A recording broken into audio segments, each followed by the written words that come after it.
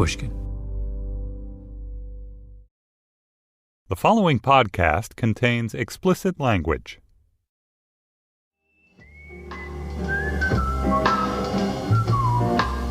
I knew a man, Bojangles, and he danced for you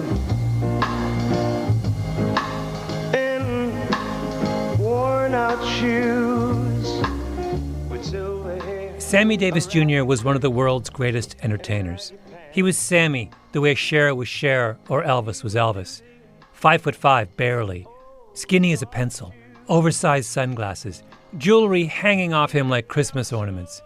He lived off nicotine and vermouth, never wore the same suit twice, made a fortune, died broke, that kind of life. Then he would lightly touch down.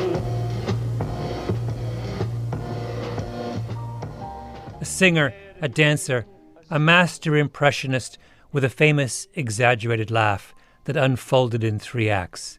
The eyes closed in delight, the full body convulsion, the 3-step stagger. In 1972, at the height of his fame, Sammy went to the Republican National Convention in Miami Beach, flew there on a private jet owned by an oil company, took a suite at the Playboy Hotel. On the opening night of the convention, he sat in the private box of the Republican presidential nominee, Richard Nixon. On his second night of the convention, Davis played a concert for the Republican youth in a shirt open to his navel and skin-tight pants.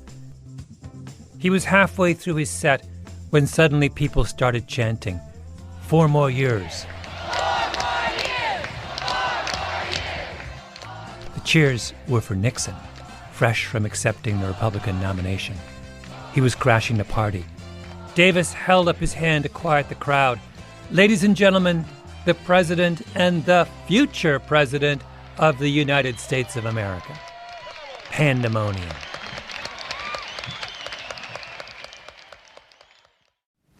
I am opposed to busing for the purpose of achieving racial balance in our schools.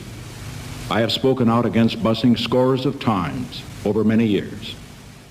Richard Nixon was, in 1972, the leading practitioner of what was known as the Southern strategy, the attempt to use racist appeals to win over Southern white voters to the Republican Party. He nominated 2 Southerners to the Supreme Court, men who were such committed segregationists and so deeply unqualified that the Senate wouldn't confirm them. In the privacy of the Oval Office, Nixon referred to black people as niggers and jigaboos. He did his best to delay the integration of American public schools. He once complained to one of his aides that the anti-poverty programs established by his predecessors were a waste of money because African Americans were genetically inferior. It was just 4 years since Martin Luther King Jr. was shot in Memphis, and the president seemed bent on reversing everything the civil rights movement had fought for. Black people in 1972 did not like Richard Nixon. That is, except for one of the most famous black men in the country, Sammy Davis Jr., who sat in the Nixon family box, performed at the Nixon coronation, and who crossed the stage and wrapped one of the most famously chilly and awkward of all presidents in a joyful, excited, loving hug. Let me read to you Will Haygood's description of that moment in his biography of Sammy Davis Jr. The public had rarely seen Nixon in such an embrace, even with his own wife. And Nixon, letting loose with a slow, widening grin, towering over Davis, wrapping his arms across his own chest so awkwardly and yet tenderly like some flushed teenage kid. And all those white delegates and all those Nixon placards, and Davis leaning on the president's shoulder as if Nixon were kin. Nixon and Sammy in full embrace. When people remember Sammy Davis Jr., that's what they think of, the photograph of that moment. Sammy never got over it. My name is Malcolm Gladwell. You're listening to Revisionist History, my podcast about things forgotten and misunderstood.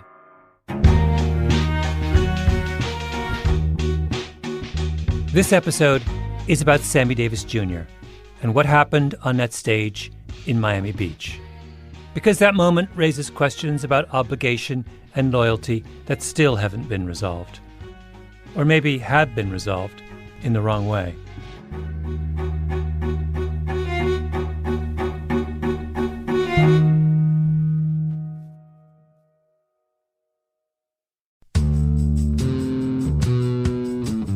To understand this, you have to go back to what young brother here referred to as the house Negro and the field Negro, back during slavery. In 1963, in Detroit, Malcolm X gave one of his most famous speeches. There was two kinds of slaves. There was the house Negro and the field Negro. The house Negro, they lived in the house with master. They dressed pretty good. They ate good because they ate his food. They would give their life to save their master's house quicker than the master would. The house Negro, if the master said, we got a good house here, the house Negro say, yeah, we got a good house here. Whenever the master said we, he said we. That's how you can tell a house Negro. Malcolm X was trying to win his audience over to the cause of black nationalism. He was a separatist. He identified himself with his master more than his master identified with himself. And if you came to the house Negro and said, let's run away, let's escape, let's separate, that house Negro would look at you and say, man, you crazy. What you mean separate? Where is there a better house than this? Where can I wear better clothes than this? Where can I eat better food than this? That was that house Negro. Malcolm X was talking about African Americans who he felt had betrayed their community, who had achieved success by turning their backs on where they'd come from. He was talking about people like Sammy Davis Jr. I gotta be...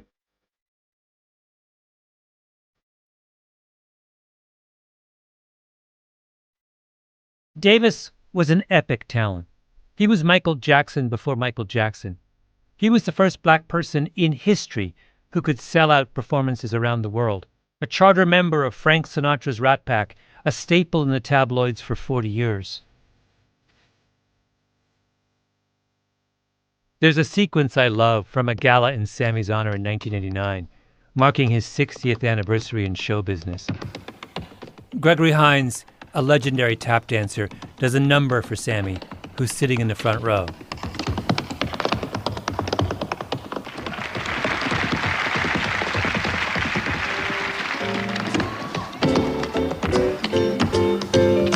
Now stop time. Stop time. Then Hines invites Sammy up to join him. Sammy's just had his hip replaced. He'll be dead from cancer within the year. He puts on his tap shoes, hobbles on stage, and the two of them do a dance-off. I swear to God, if you don't believe me, look it up for yourself. Sammy blows him away. At the end, Hines gets down on his knees and kisses Sammy's shoes.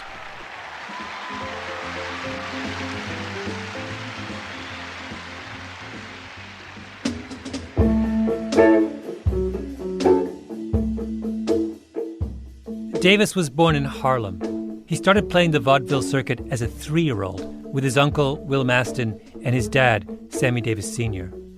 He never had any formal schooling or any childhood to speak of. The three of them traveled Jim Crow America, performing for white audiences in one hotel, then sleeping on the other side of the tracks in a colored hotel.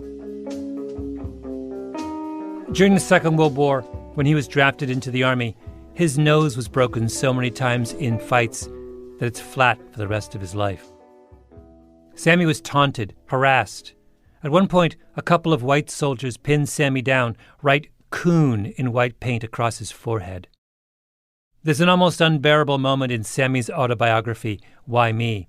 He describes standing under the shower in the latrine for hours, trying to get the white paint off his body.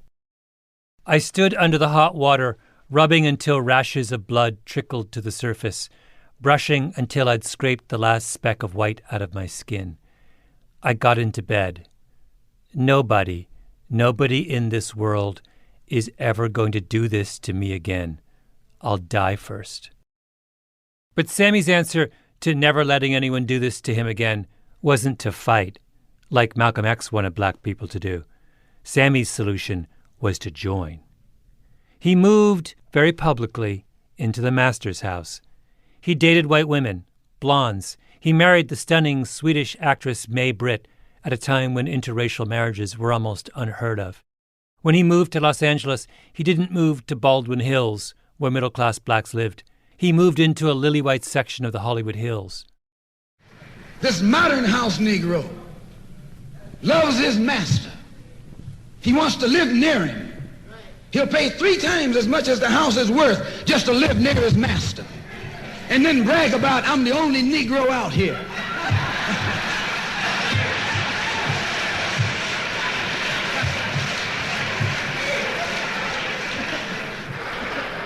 I'm the only one on my job.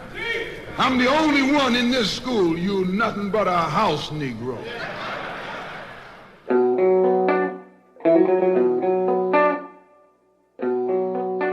If I play a Dave Chappelle routine for you without telling you that it's him, or a Richard Pryor bit from the 1980s, you'd know right away that Chappelle and Pryor are black. They code black. But listen to this. Sammy Davis on the Dick Cavett Show talking about what he learned from the old Borscht Belt comedians who used to hang out at Hanson's drugstore just off Broadway in the 1940s. All of the Impressionists would hang out on the corner, and I'd say, hey, I got one. I think I got one. I think I finally got Jimmy Stewart. And Will or Larry Storch would say, no, you haven't got it, man. That isn't. It's got to be up here. You got it too low. And when you do it, you got to have a sort of a drawer behind it. Yeah. So that it disappears in here.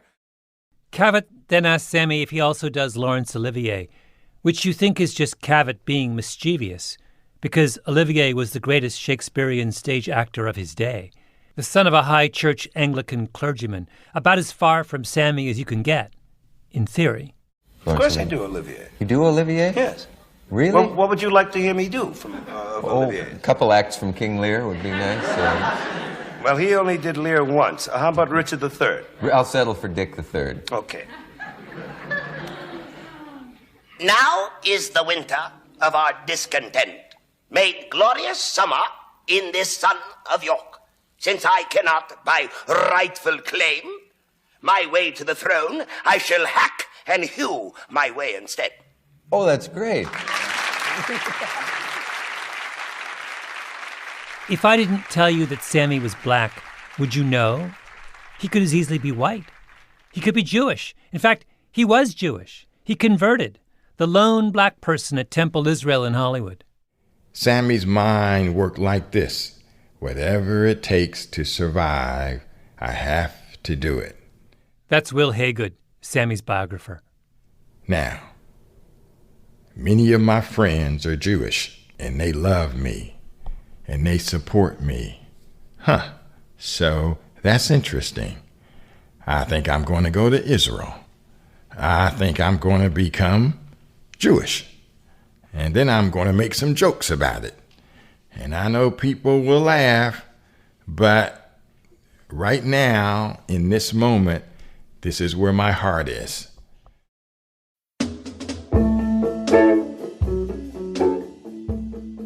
Sammy meets Nixon in 1954. Nixon was the vice president at that point, and Sammy was playing the Copa when the Copa was the hottest ticket in Manhattan. So he got Nixon and his wife seats up front, and they never forgot it. Shortly thereafter, Sammy gets invited to the White House to visit Vice President Nixon. Now just think of that. A kid born poor who had been scuffling out on the road, who had been playing nasty-looking nightclubs, who never had a teacher, who never had classmates, all of a sudden sliding around the White House. They stay in touch. When Nixon becomes president in 1968, he asks Sammy to join a White House advisory council. When the gospel singer Mahalia Jackson died, Nixon asked Sammy to represent him at the funeral and sent a government jet. Nixon asked Sammy to go to Vietnam and entertain the troops. Sammy puts together a massive traveling entourage and plays his heart out.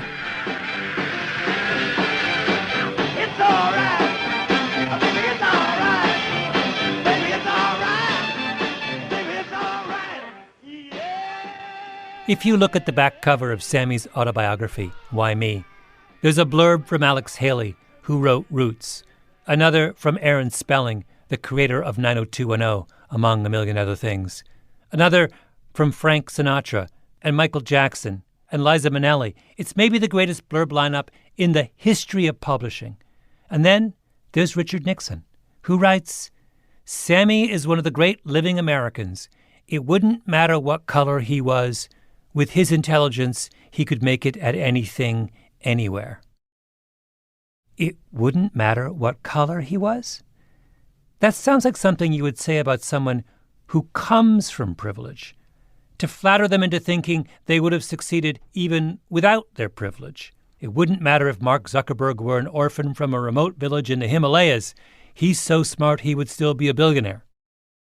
It's totally nuts to say it wouldn't matter if he hadn't had those privileges about a black man born in Harlem in 1925 who never had any privileges. Sammy comes to Nixon pretending he isn't black, and Nixon comes to Sammy forgetting he's black. Their relationship is a kind of delusional post-racial fantasy.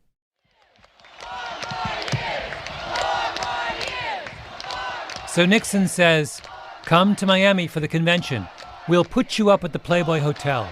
Why not play for the kids at the youth rally? Of course, Sammy says yes. And Nixon stands in front of the crowd on national TV and starts talking about how Sammy's critics accuse him of selling out by being a Nixon supporter.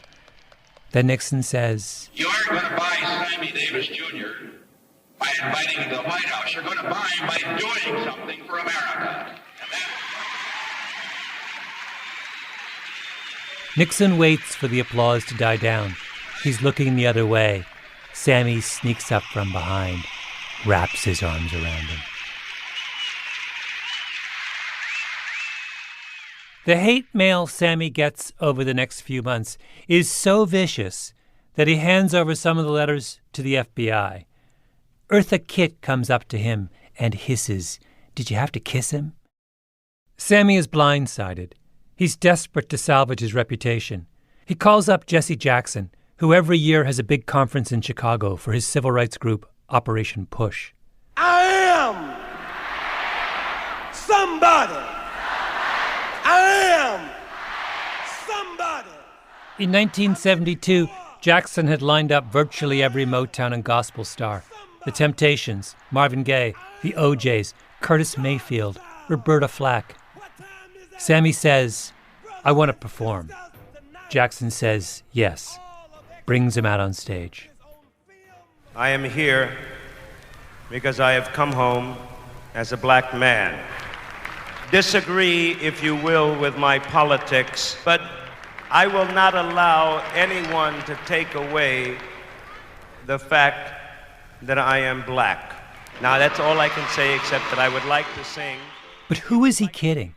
It's September 28, 1972, a little over a month since he was hugging the enemy in Miami. For the rest of his life, Sammy would be haunted by his reception. You said maybe one of the worst things that happened to you, I read, was being booed by people. And I think it was in Chicago. Yeah. This is Sammy, in an interview years later with Tom Cottle on the Boston ABC affiliate. It was the first time that I'd ever been rejected by my own people, because it was predominantly a black audience. Because of your embracing of Nixon. Yeah, the embracing of Nixon and all of that. Jesse was there, as he always had been before, prior to, and as he's been since, to be supportive as a friend. And I was about ready to run, or literally run off the stage, and he said no. And he made me stay, and he talked to the audience, and made me perform. And what did Sammy sing? Whether I'm right or whether I'm wrong. You can't make this up. Whether I find a place in this world or never belong, I gotta be me. I gotta be me. What else can I be? But the hurt of being booed was... I never want to experience that kind of hurt again. I want to live not merely survive. Afterwards, Sammy went home and got drunk. So now you have a 20th century type of Negro today. A 20th century Uncle Tom. He's just as much an Uncle Tom today as Uncle Tom was 100 and 200 years ago. Only he's a modern Uncle Tom. That Uncle Tom wore a handkerchief around his head. This Uncle Tom wears a top hat. Sammy sold his own people out. In the middle of a life and death struggle, he put on a top hat and tap danced for the master. And there's nothing so unforgivable as that, is there? Except, I'm not so sure.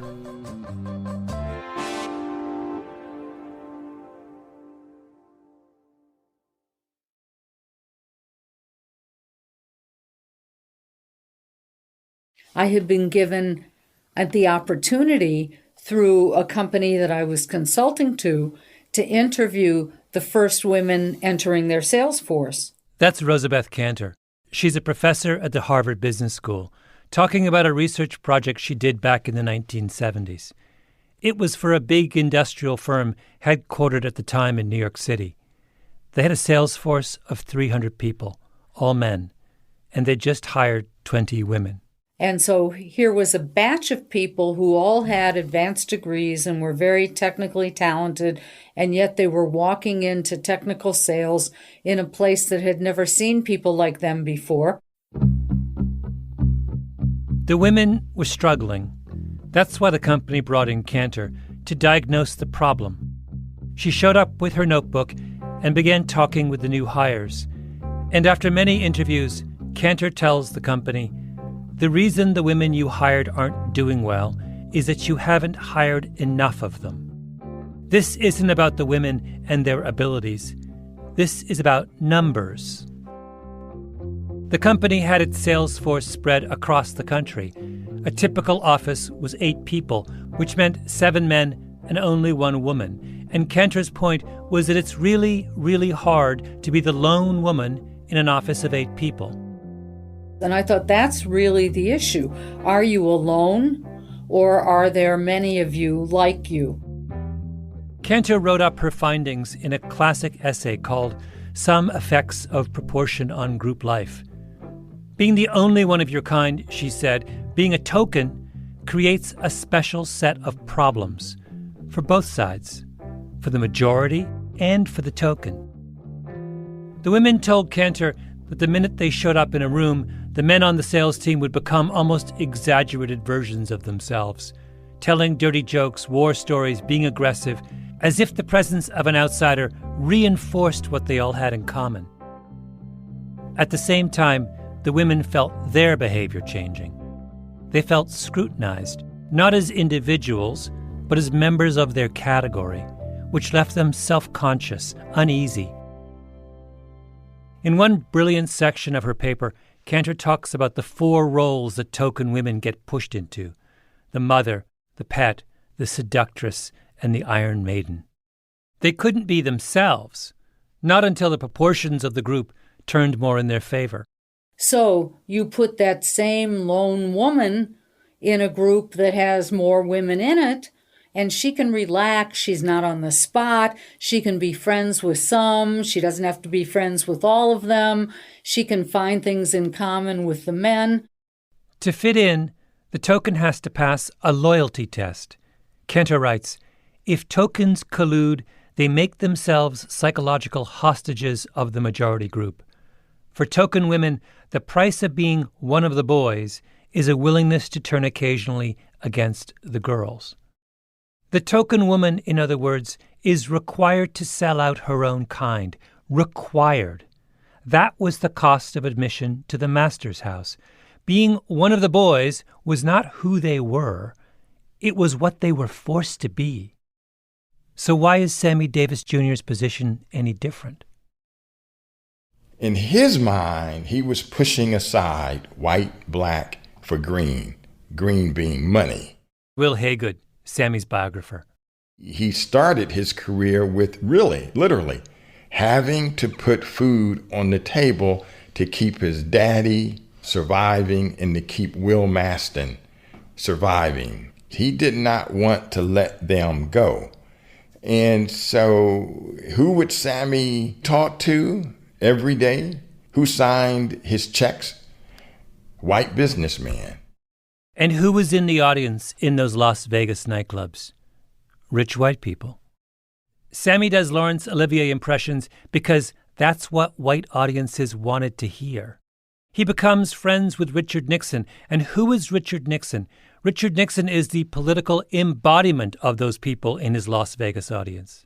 He didn't know the kind of judges who Nixon was appointing to the federal courts or to the Supreme Court. He didn't know Nixon's Southern strategy to divide and conquer. All Sammy knew was Nixon welcomed me wherever I was at. By the way, Sammy campaigned for John Kennedy 10 years before he campaigned for Nixon. But did Kennedy ever invite him to stay at the White House like Nixon did? No. Kennedy disinvited him from his inauguration because he worried about what it would look like if Sammy brought his white wife to the White House. Sammy had to make strategic decisions out of necessity. These are the steps the token takes to survive, but they aren't who he is. Sammy marched on Washington. He marched at Selma. He shut down a Broadway show to make the trip. Will Haygood says that when he interviewed Harry Belafonte, Belafonte made a point of stressing how generous Sammy was to the civil rights movement. Whenever King was in trouble or was jailed, or whenever King needed bail money, Martin would turn to me and he would say, "Get Sammy." And the next day, Sammy Davis Jr. would wire them $10,000 or $7,000 or however much money King needed, and that was a lot of money back in the 60s. When Sammy Davis comes on stage at the Push Expo, what does Jesse Jackson say in an attempt to quiet the crowd? Brothers, if it wasn't for people like Sammy Davis, you wouldn't be here. We wouldn't have Push today. Now, I expected some foolish people were going to react like this because this man hugged the President of the United States. So what? Look at what this gigantic little man has committed himself to over all these years. Sammy sang, "I Gotta Be Me." But the minute you listen to any of his interviews from that tortured stretch of his career, you realize that he couldn't be me. That was the price he paid. Was there a period, though, Sammy, where you felt, I must prove something to a certain group of people? They've got to know something about me. I guess the first 45 years of my life. You were doing just that? That's all I was doing. Ladies and gentlemen, from the celebrity room of the Grand Hotel, Dean Martin honors our man of the hour, Sammy Davis Jr., with tonight's guests, Freddie Prinze. First came the hug. Then came the booing at Operation Push. Then came the roast. And tonight's very special man of the hour, Sammy Davis Jr. The singer and comedian Dean Martin did a regular series of celebrity roasts from Las Vegas during the 1970s. They were broadcast on NBC on Thursday nights, national television. The featured guests were a who's who of that era: Muhammad Ali, Ralph Nader, Frank Sinatra, Truman Capote. It was a ritual of comic humiliation. The guests took their medicine. The country watched in mock horror. In April of 1975, it was Sammy Davis Jr.'s turn. At the microphone is the host, Dean Martin of Rat Pack fame. Big, tall, handsome guy. His shtick was that he always pretended he was drunk, even when he was.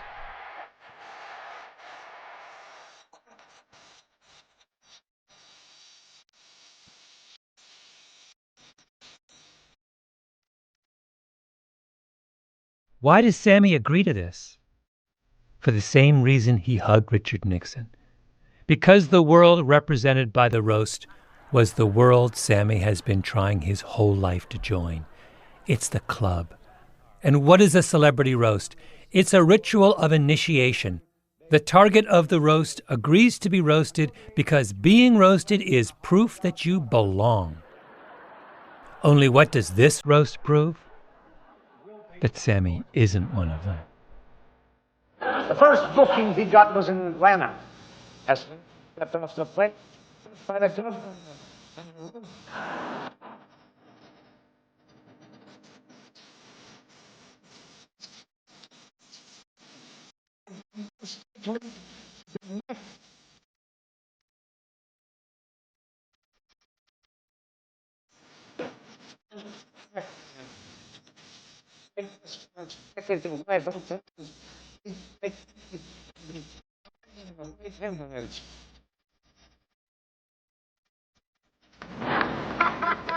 Then Dean Martin pretends to read telegrams from well-wishers.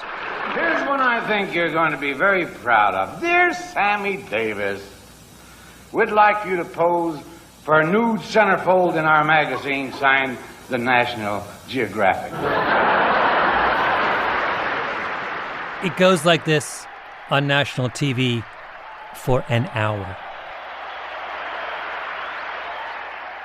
Sammy had done everything he could to join the club, and yet, what are the jokes about that day at the MGM Grand? That he doesn't belong.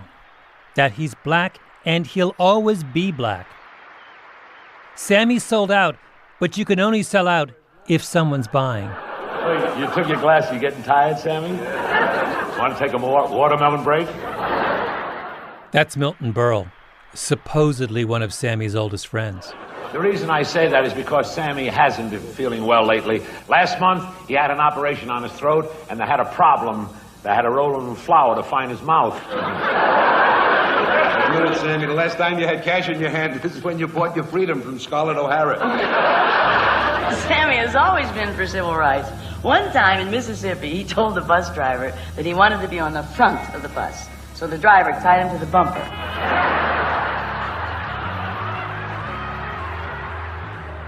Next up, Foster Brooks, a man with a brief moment of celebrity based entirely on his ability, born of experience, to impersonate a drunk.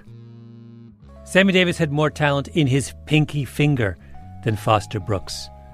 But Sammy isn't a member of the club, and Brooks is. Mr. Davis, you are a great performer. The excitement you create in an audience is incredible. There they sit, spellbound, wondering if someone in your entourage is ransacking their room. Cut to Sammy cracking up on the dais, then giving Brooks a big Sammy-style hug, arms wrapped around him. Dancing for pennies to that magnificent moment when Frank Sinatra phoned down to the lobby and said, "Send the colored kid up to dance while I shave." Remember what Rosabeth Cantor wrote?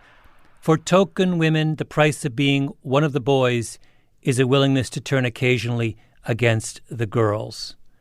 And then she writes a line that I couldn't stop thinking about as I watched that roast. Tokens thus find themselves colluding with dominance through shared laughter.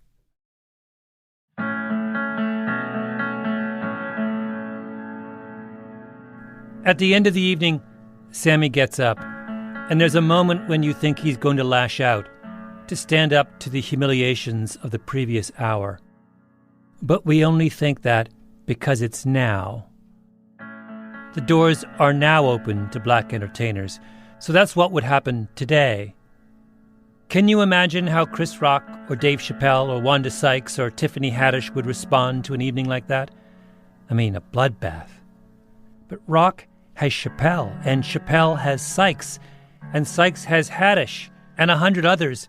And when you have numbers, you have power. But Sammy was the first.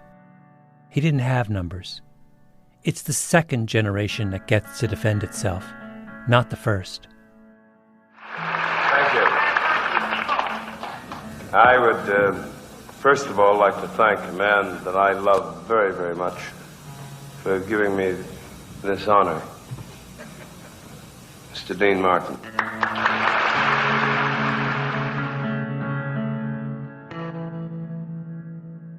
He turns to Dean Martin, who's sitting next to him. Dean Martin reaches up and places his hand on top of Sammy's. One of the great joys of being 45 years in this business is to have people who love you make fun of you. That is one of the great joys, because the day they don't make fun of you, that means they don't give a damn about you.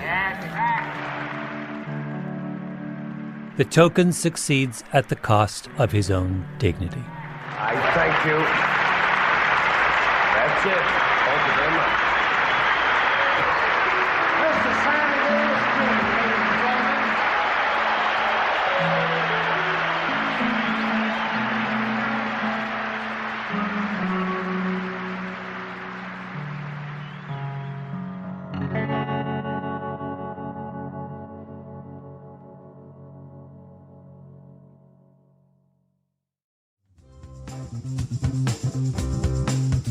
Revisionist History is a Panoply production. The senior producer is Mia Lobel, with Jacob Smith and Camille Baptista. Our editor is Julia Barton. Flawn Williams is our engineer. Fact-checking by Beth Johnson. Original music by Luis Guerra. Special thanks to Andy Bowers and Jacob Weisberg. I'm Malcolm Gladwell.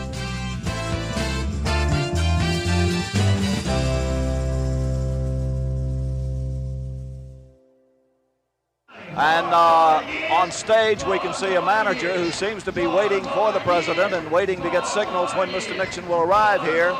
He keeps looking at Sammy Davis Jr. with a very forlorn look, shaking his hand, saying, no, he's not here yet. So we continue to stand by. The young people here have not run out of enthusiasm. And certainly, once again, we are seeing that young people of this country may differ on politics. They may be Democrats or Republicans, but when you put a fast, hard beat to music, that is the universal song of politics for the young people of this country.